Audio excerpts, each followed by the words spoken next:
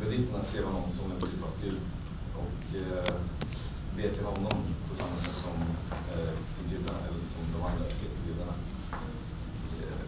Buddisterna strävar efter att nå nirvana och eftersom gudarna inte kan hjälpa buddisterna att komma till målet så ber de inte till honom för gudar utan de ber till sig själva och till Buddha.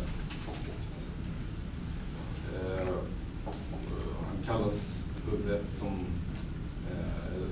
det betyder en upplyste som märkte att han inte var en vanlig människa. Så ja, det var det. Då ska jag ta hinduismen. Inom hinduismen tror man att Gud finns överallt och i allt. Alltså som det brukar finnas i en penna som ligger på bordet eller papper som vi ska skriva på. Man tror att det finns överallt. Och ett annat ord för det är patentetisk. Hinduismen är även en polyteistisk religion, vilket betyder att man tror på flera gudar. Och det finns en stor uppsättning lokala och nationella gudar. Det sägs att det kan finnas upp till 3 miljoner olika gudar som folk tror på. Gudavärlden kan också delas upp i 3 kategorier. Brahma som sätter igång världen och visdomar. Vishu som ser till att världen fungerar och Shiva som dansar sönder jorden och skapar den på nytt. Hinduismen är även en monoteistisk religion, vilket betyder att man tror bara på en gud. Och då tror man bara på Brahm, som då är hans mäktiga herre.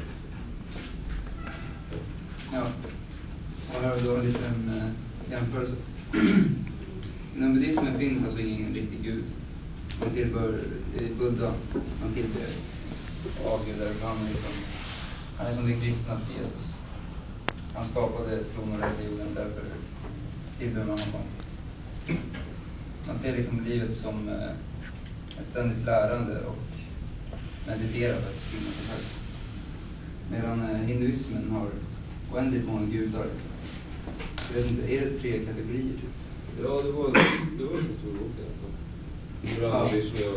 Brahma, Vishnu, Shiva, skaparen, upprätthållaren, förstöraren.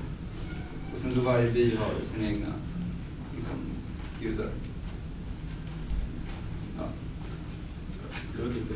Får jag bara fråga, så att Shiva dansade sönder världen? Ja. Jag tänkte att jag hörde fel. Dansar och skapar sönder det. Vad helst.